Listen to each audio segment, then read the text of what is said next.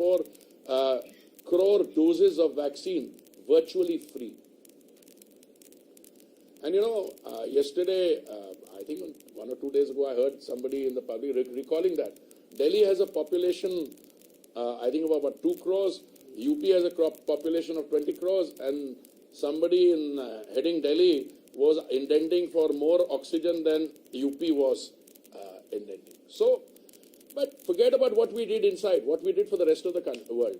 193 countries are there as per my age, to what, 120 countries or so. Now, a country which is able to do that domestically and then supply, so to me that is Seva, Vaccine Maitri, Sankalp. Now, the Honorable Prime Minister turned around the other day. One is that you can be content with your present, you can draw great satisfaction from the fact that you think you are doing well, but the other is to set yourself a challenge that 2047 तक एक विकसित देश बनना है. What does it take to be a विकसित देश? Obviously, I have a lot of material ready. What does financial inclusion means? What does digital inclusion means? Where are we taking this to? But today, I think no one is doubting the fact that well before 2047, we will have all the broad indices of a developed country. Now, I don't know about definitions, and I think definitions are often misleading, but you look at what the change in our domestic thing is. I can tell you, to be able to take the fruits of development to the most vulnerable sections of your society, I think that to me is the development part of it. And I was very happy to see some statistics the other day, and I'm very happy to honestly,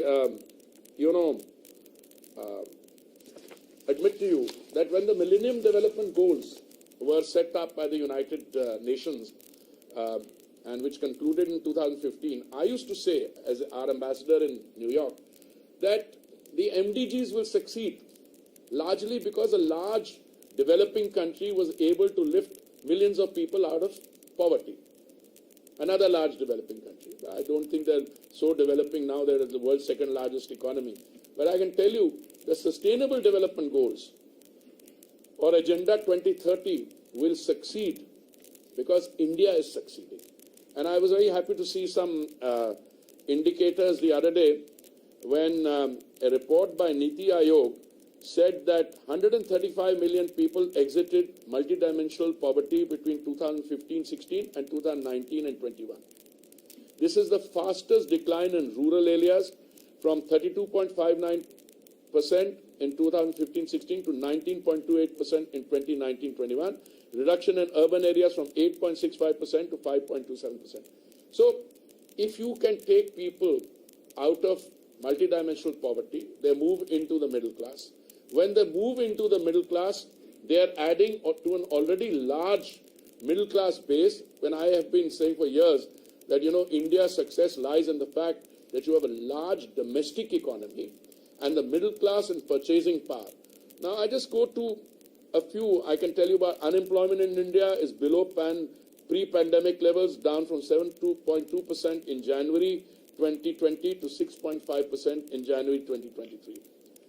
Over 2 crore and 9 lakh youth between the ages of 18 and 23 have added to the EPFO since April 2020. You know what EPFO is? Employees Provident Fund Organization. And that's a measure you can't dispute because they've formally joined that economy. And look, coming to my two ministries and some of the things which really stand out. Let me start by the urban space. Between 2004 and 2014, the cumulative expenditure or spend on all urban schemes in which the government was a participant or government did some financing, in those 10 years was 1,57,000 crores in 10 years. In the 9 years of the Modi government, and I'm talking essentially of schemes which began 1,57,000 crores. If you talk about the 9 years of the Modi government came into office in May 2014. The first year or so was taken in the conceptualization of the schemes. The schemes were all rolled out largely in June 2015.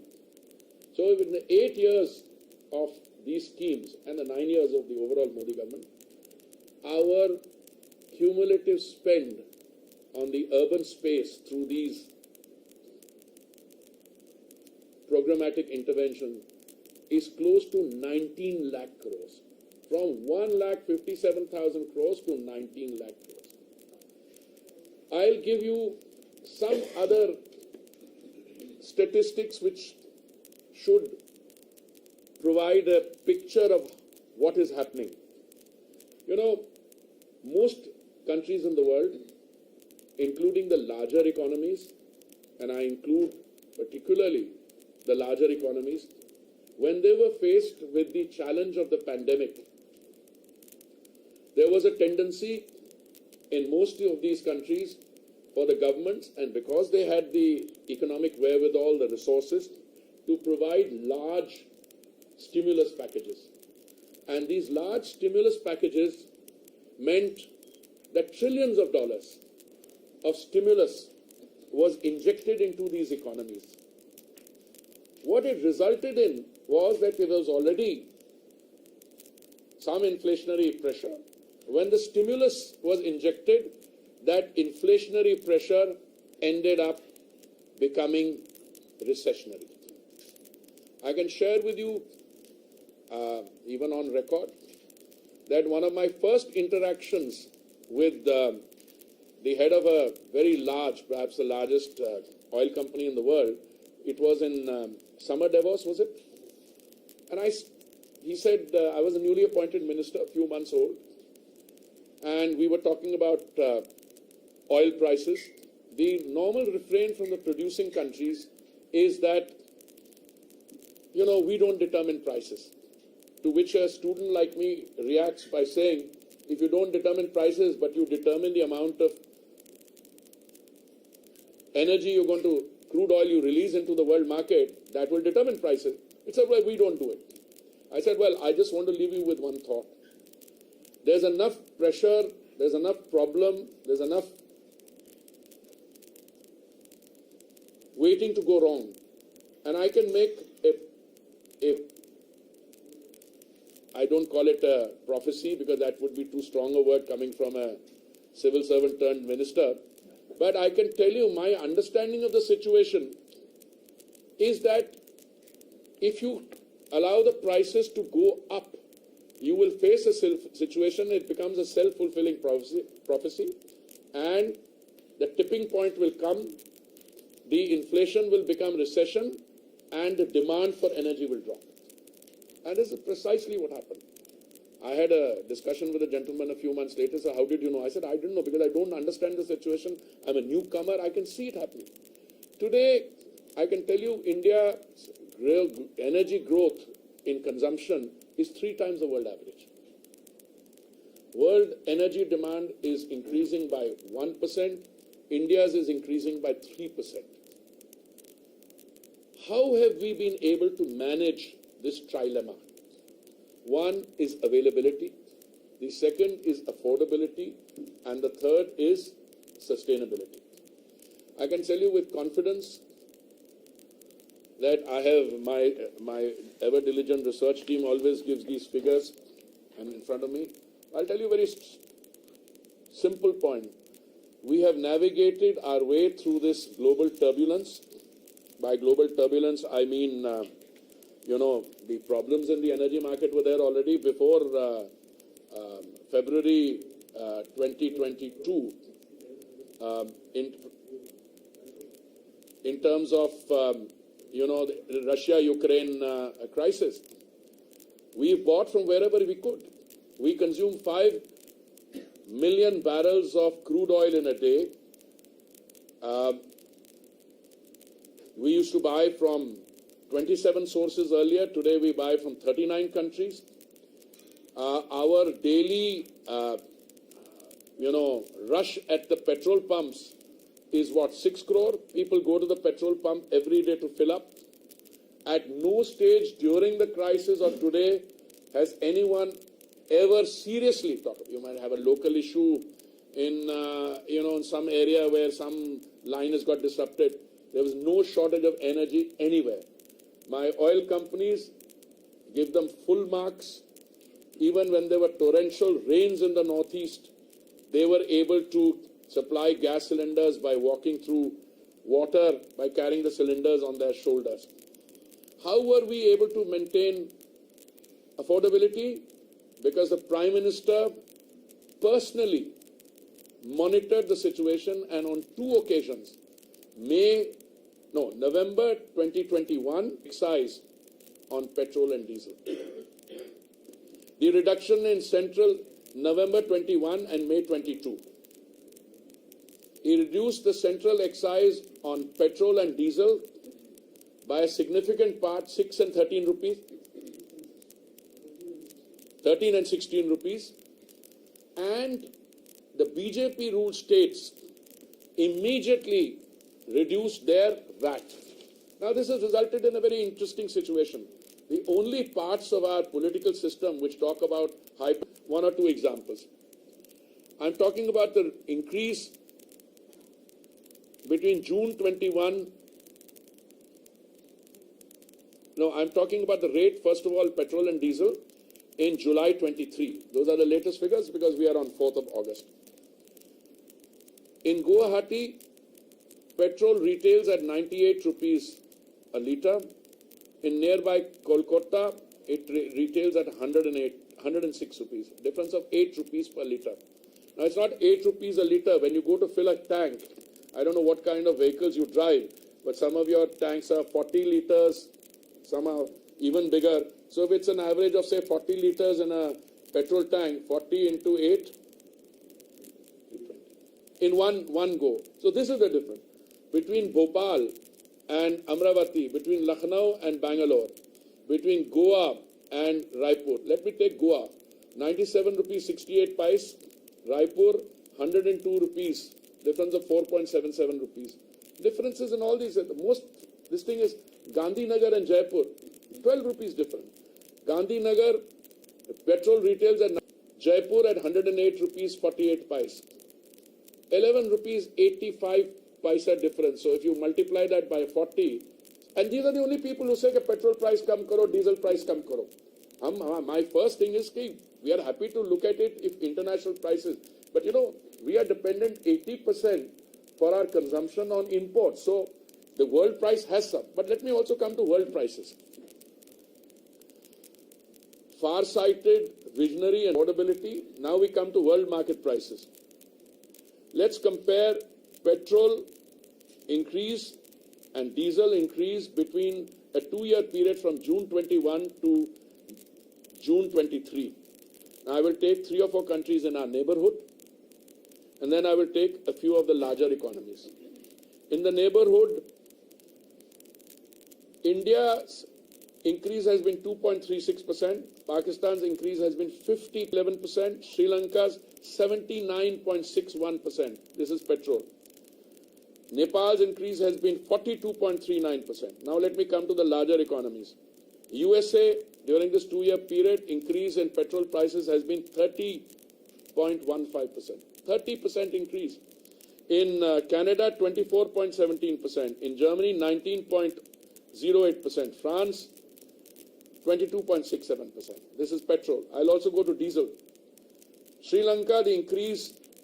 In India, the increase has been 4.97%. Sri Lanka, the increase has been 130.65%. USA, 29.31%. I'm happy to make these statistics available to anyone who... No, we'll make them available. My press team will send them around, actually. Now, I want to say 2 things here. These reduction in excise duty by the Honorable Prime Minister was undertaken at a time when we were feeding 80 crore people 3 meals of dry ration a day, which, by the way, is still going on. Now, some people get up and say, "Arey, ye kya ho gaya? Wo kya ho gaya?" I was very disappointed. I mean, I was able to answer one start question, and I took my time on the Swanidhi scheme in the Lok Sabha yesterday. But there were questions on gas pricing, and I was very keen to answer those questions. Why? Because suddenly somebody turns around and says, "Bhai, gas cylinder bada mehenga ho gaya." Now, I don't know, correct me, I think in the last 1 year the price has gone up only once. Okay? Now, people don't realize that there's already a subsidy there. For instance, today in 2023, thanks to all the work done by the Modi government, and the Prime Minister is personally committed to this, the number of gas connections, I think, has gone up. I'm talking about LPG connections from 14 crores to something like 32 or 33 crores. And let me also mention to you that out of this 9 crores 60 lakhs are Ujjwala connections. 9 crores 60 lakh Ujjwala connection means this was a connection given free. During the pandemic, when there was a extreme vulnerability, the Honorable Prime Minister ordered that 3 free gas cylinders would be given to every beneficiary. I was just calculating, and now, even now, we are giving 200 rupees directly, DBT, to the account of the beneficiary. 9 crore 60 lakh people get this. All beneficiaries, all gas connections also get a freight subsidy. For instance, since we are again dependent for a large percentage on imports, you calculate the cost at the point of arrival, importation, then you take the distance. Now, whatever the going price is, if you have to takes more to take the cylinder, let's say in an extreme, remote, hilly area, there is another freight subsidy there also. So we are giving, even now, subsidy worth about 10,000 crores or thereabouts. How do I calculate this? Just to give you a very small figure. 9 crore 60 lakh Ujjwala subscribers, they are entitled to 12 cylinders a year. They don't draw 12 cylinders, they don't need to. But the Ujjwala per capita consumption has gone up from 3 cylinders to 3.71. Let's say on an average 4. So you take 9 crore 60 lakhs into 4 into 200. Should come to about 7,500 or so, I mean, depending on what the precise figures are. Plus, you are adding another 1,000, 2,000 crores subsidy on freight. A question I am often asked, can't you bring the prices down? Look, we are import dependent. Certainly, the price of Saudi CP, that contract price, went up in 21, 22, 22, 23 from something like $380, $400 a metric ton to $700. And when it went up, but we didn't let the price of the thing go on, we didn't pass it on. Our companies ended up incurring a loss of 28,000 crores. We reimbursed them up to 22,000 crores. But we are happy to do that as long as the consumer benefits, and that was the Prime Minister's thing. I talked about Samparn to make India, and I talked about Sankalp, Viksit Desh by 2047. Samparn committed to a healthy and fit world, yoga, millets. I hope you noticed that in that Punjabi meal there was a millet dish also. Okay. Suvidha, visa stamping. I mean, it was to be a nightmare earlier. Now issues are being resolved, including in the Honorable PM's recent visit. Suraksha, Operation Ganga, Operation Kaveri. I can't think of any other country in the world which deputed 4 cabinet ministers to bring back 25,000 Indian students stranded in Ukraine through 4 adjoining countries. I had the privilege of being. Samvad, Voice of the Global South. You know, India's hosted the Global South Summit, and even now, I think the Indian experience in any field, the health field, India's experience in the energy field. Sayog, a temple is being built in the UAE, and Samvedna. You know, people sometimes turn around and say your relations with a particular country are not that good. Why do you come to their assistance? But that's not the issue. I think the humanitarian streak and the Prime Minister's policy, we are today a country which is capable of heavy lifting.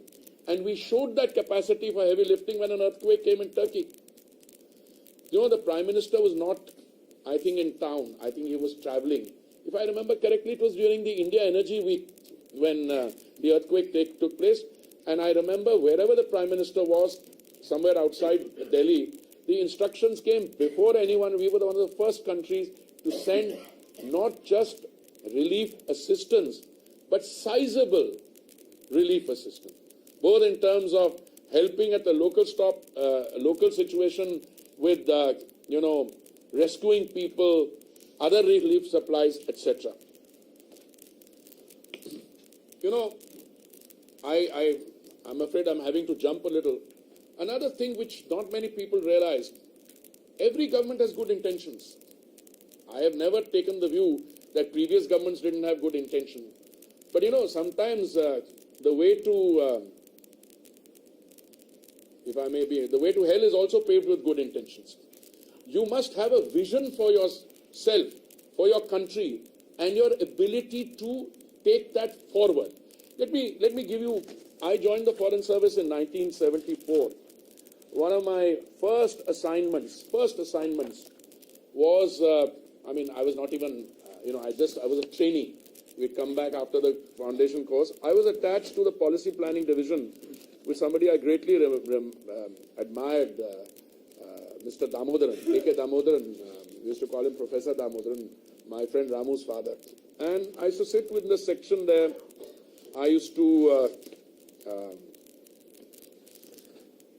I was assigned, I asked the Joint Secretary, he was Joint Secretary, I said, sir, what can I do? He said, educate yourself on what happened in the OIC summit in Rabat in 1969. This is 1974, it was a very tough one.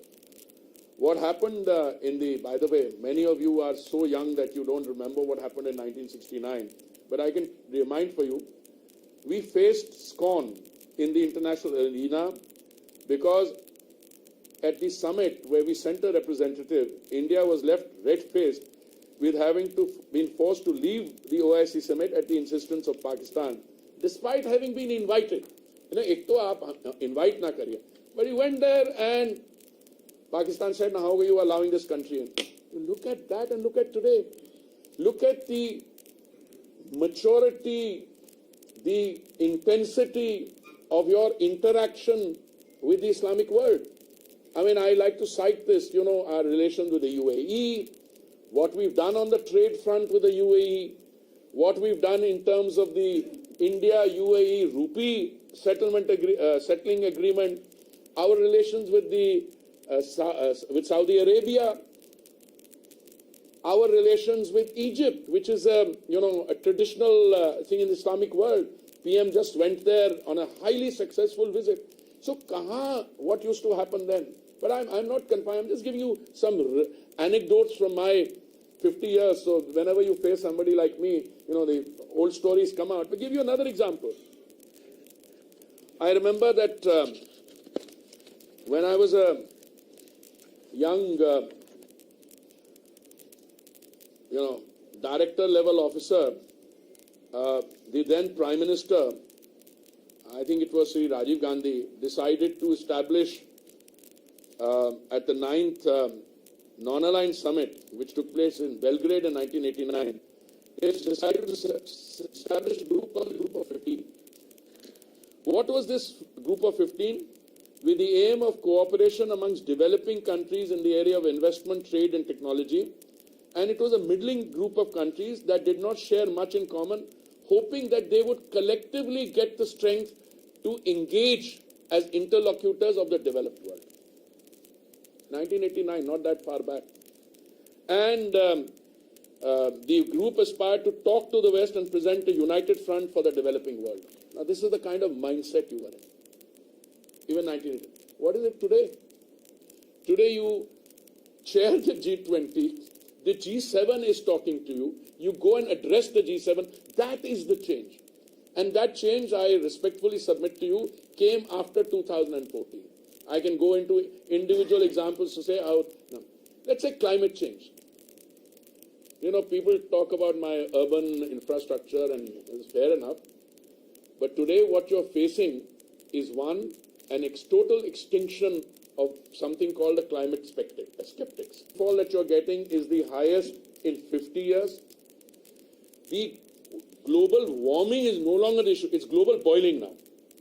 Today you have a situation where, I believe that you guys have this tremendous power. Ek photograph ab laga dete, the narrative changes. I remember when we were on the Security Council, there was a body of a child washed ashore after the Syria conflict. Geeta, you'll remember that. That changed the global narrative on, the civil strife and conflict in Syria.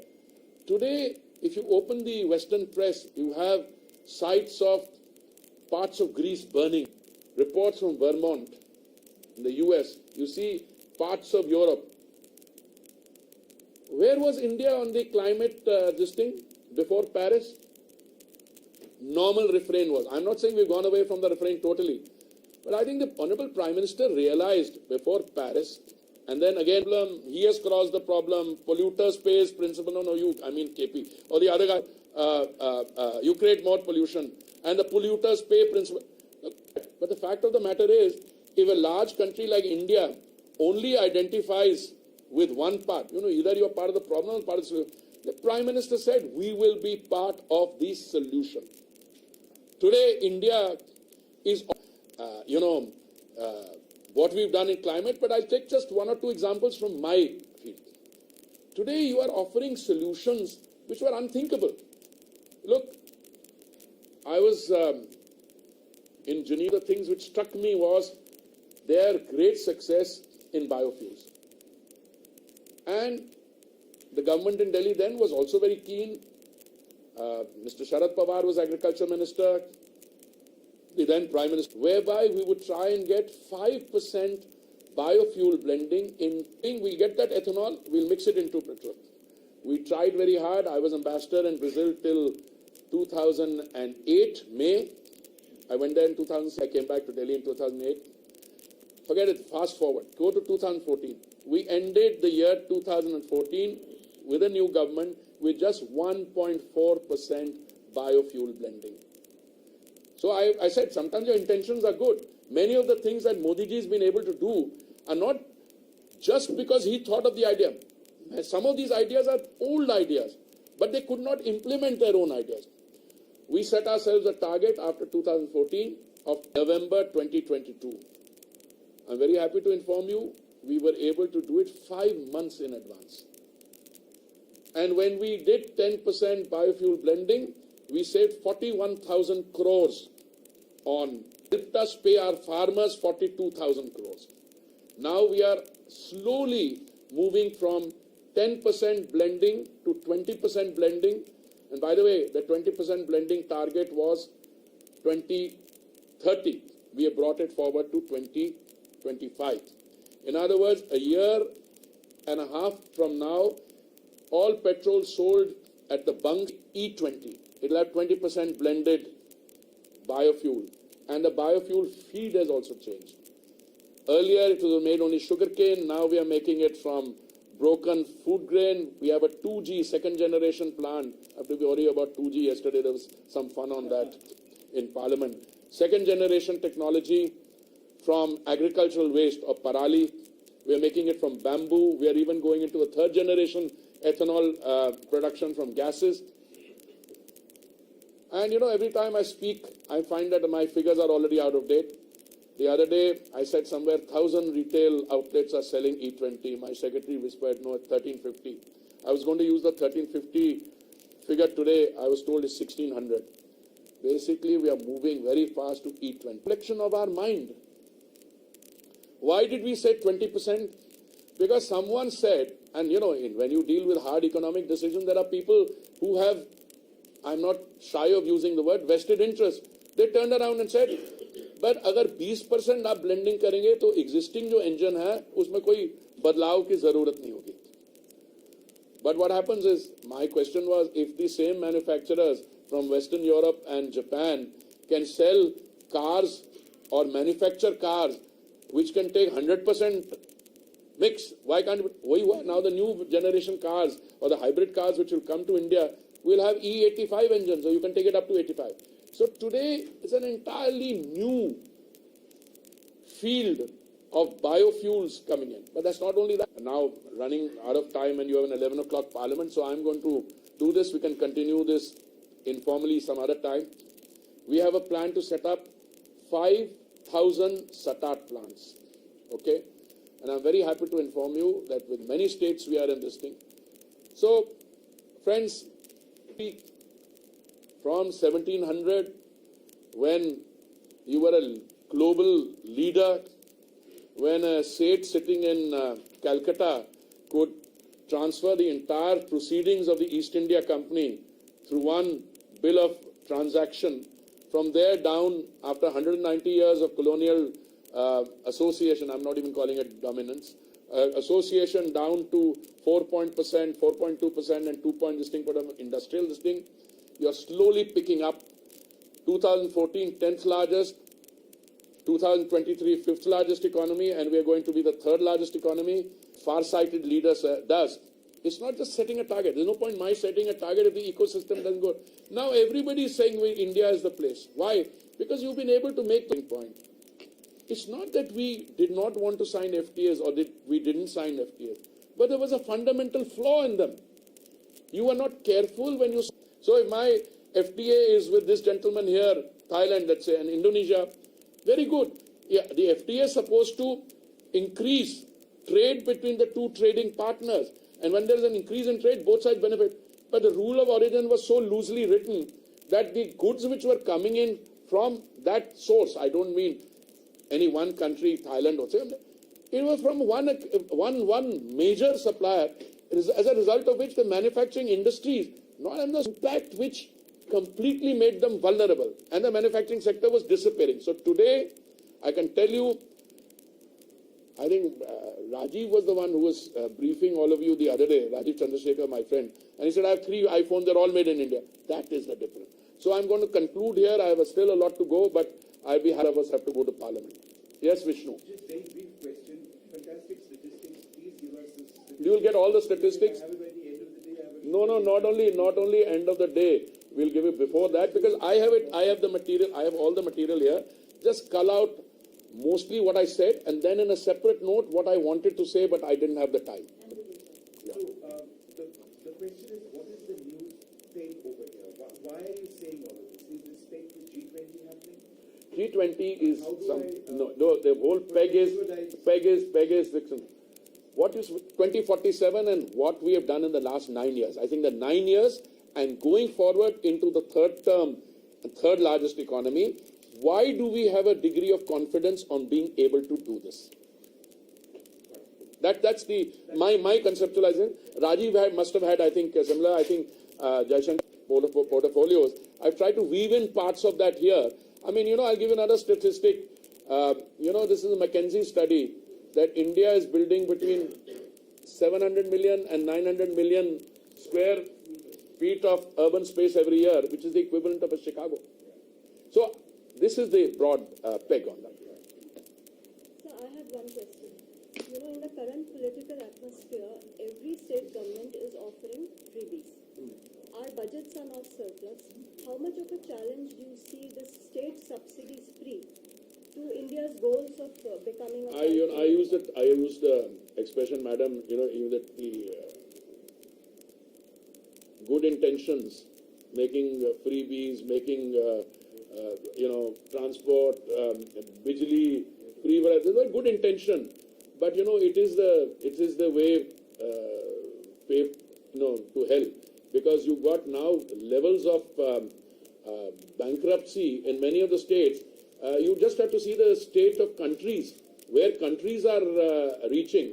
I don't want to name countries, but you all know what we're dealing with. They are not able to pay. I mean, in the case of a neighboring country in India, South, we extended $4 billion of different forms of assistance to them. And so, let's be very clear. At the end of the day, a subsidy has to be targeted at those who are the most vulnerable. The subsidy has to be targeted in a manner that it brings relief, but the subsidy has to be digressive. A subsidy cannot get entrenched for all times to come. Otherwise, then you're killing all the competitors. This is something Mr. Modi has been able to do. see all your data and everything, opposition is saying that, okay, government is telling we are going ahead as far as financial, achievements are there. But the social fabric, like things like Manipur and no. Then I'll tell you something. I think, look, democracy, opposition must be allowed to speak. But I think they've made up their mind that they're going to be in the opposition for all their life. Let me just explain something to you. What is the value of parliament? I think the value of parliament is their ability to put us on the mat. All right. Now what has happened is, we have offered to have a discussion, and this is such a good opportunity that if you want a discussion on Manipur, we are ready for the discussion. Laying precondition, you must do this or you must do that. So I think उन्होंने अपने पैर पे कुल्हाड़ी मारी. And let me give you another, since the madam asked a question on freebies. इनका दो तरीके का स्टाइल होता है काम का. एक है, we generate the productive assets, we produce the resources. इनका स्टाइल क्या है? चिदम्बरम जी जब वित्त मंत्री थे, उनका स्टाइल काम करने का था कि आज महंगाई है तो ऐसे करो, आप ऑयल बॉन्ड्स फ्लोट कर दो. तो ऑयल बॉन्ड्स इन्होंने क्या फ्लोट किए? 1,40,000 करोड़ के ऑयल बॉन्ड्स फ्लोट किए, जिसमें हमें अब 3,50,000 करोड़ वापस देना चाह रहा है. तो freebies, differing decision. Look, you want to run a country, there is no other way than the Modi way, which is you take responsibility and you bite the bullet in terms of taking the hard decision to do it. अब ये कहना कि वहां पे ये हो गया, वहां पे हो गया, अभी तो आपने कुछ दिन पार्लियामेंट के रहते, they wasted the rest, and many of them have come to me individually. I said, yeah, हमसे गलती हो गई. We should have allowed question hour to run. We could have talked to you about gas price. मैंने कहा मैं तो I'm willing to have an open forum on all these issues. It's not that we don't want to provide relief, but आप discussion करने का, because I don't think they have a case. कल दिल्ली की discussion में, लोकसभा में आपने सुनी, apart from a brilliant performance by the HM, I was looking at the opposition faces. What were they saying? What were they saying? Here is a track record of somebody of what I call less than responsible governance, and you want to give power. अपने अधिकारी के कमरे पे रात को 2 बजे red करवा दी, उसके कमरे से ले गए. Do you want to? These are the issues. But I think we have to go to Parliament. I'm very happy to continue this discussion. Yeah, please. We have been buying, crude from Russia at a very highly discounted rate for last 1 year, more than 1 year actually. More. Yeah, more than 1 year. Yeah. And our crude has been finding way to European markets also. And a number of European countries are very happy that we are getting crude through India, because India is buying it at a very discounted rate. And we are Don't believe any of these stories. Ask them what they are buying from Russia. Is there any possibility of, in fact, petrol and diesel prices being brought down? No, I'm coming. I'd be very happy to have a longer discussion. It's like this. Total amount of petrol, crude oil. Let's start with crude. Total amount of crude oil produced as per statistics which are produced by OPEC was about 102 million barrels a day. Their cutting production has come down to about 97 million barrels a day. देखिए, at the end of the day, OPEC has to sell, Russia has to sell. वो जो बड़ी discounts की आप बात कर रहे थे, वो शुरू में बहुत अच्छे डिस्काउंट्स थे, फिर वो they started raising prices, we started diversifying. अभी वो डिस्काउंट्स उतने नहीं हैं, because but at the end of the day, please remember two things. Those who produce oil have to sell it. And if we are able to continue to play the market card, by market card means we all our people are together. Not all of them are in the OMCs. Some of them are in the private sector like Reliance and Nayara. Okay? So, all these things, it's not you buy from one and sell to the other. The other day I came up across the road, one large producer was buying from them, buying crude also, and then refining and selling. These are small parts. We have a refining capacity today of something like 300 million metric tons per annum. We have a 252 now with installed 252 million metric tons per annum, another 40-50 in the pipeline. And I used to use the figure 400 million metric tons per annum. PM used the figure 450 million tons. आने वाले समय में India will be one of the world's largest producer. Investment in E&P. We are already the 4th largest refining hub, and we are going to end up as the 2nd largest refining hub. Because you are looking at a transition when fossil fuels will have to go away. But our refineries are not just going to make petrol and diesel. They will make petchem. They will produce green hydrogen. By the way, green hydrogen is a story I would have liked to talk about because those are the new things coming in, but please send them some material on our green hydrogen. Can I just one last question? You speak about urban spaces, but every time we have monsoons and rains, the cities come tumbling down. What's the kind of coordination with states in ensuring? I'm very happy you asked that. I'm very happy. Infrastructure, and are you confident of a successful G20 should there be rains? No, don't worry about any of those things. First of all, all these issues are state subjects. So I'm afraid we end up issuing advisories. I'd be very happy to share those advisories with you. But what you're witnessing in terms of this thing, this is not urban planning problems alone. We are very fortunate that during this 9 years of the Modi government, our reprocessing of waste has gone up from 17% in 2014, which meant if you produced 100 tons of waste, you only processed 17%. Today it's gone up from 17% to 76%. In the next few years, we will be able to remediate all those legacy dump sites, etc. You have to do simple things, Geeta. You have to segregate the waste at the point of production. Dry waste, wet waste. Wet waste becomes compost. Dry waste has to be taken to a reprocessing site. The people who are getting into trouble are not doing their normal daily work. They have to clean the drains. You cannot throw the kura into the drain. You have to do the dredging where it's required. So I'd be very happy to sit with you. We will have a very successful G20. All hands on board, all efforts. And by the way, it's not just India.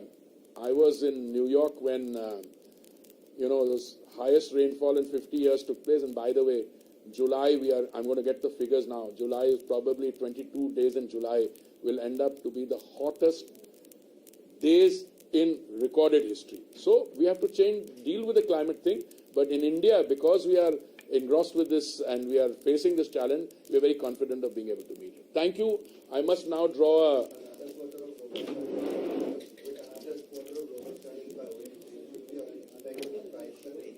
Price? They've made good this thing, and if the international prices don't go through the roof or remain stable, yes, it's always a possibility. I'm very cautious in answering, as you see. So did you say the road to state subsidy is paved to hell? No, if you the road to hell is paved with good intention. है? आ जाना यार.